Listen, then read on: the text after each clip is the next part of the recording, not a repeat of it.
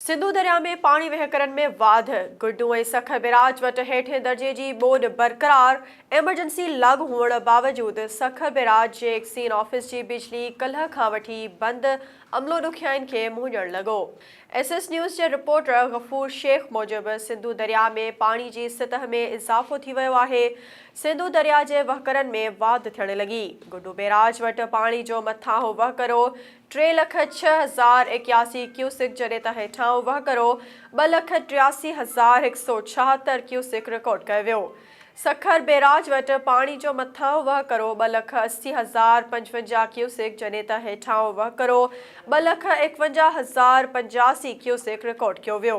अहिड़ी रीति कोटड़ी बैराज वटि पाणी जो मथां वहिकरो 1,02,435 क्यूसिक जॾहिं त हेठां वहिकरो 79,830 क्यूसिक रिकॉर्ड कयो वियो आहे।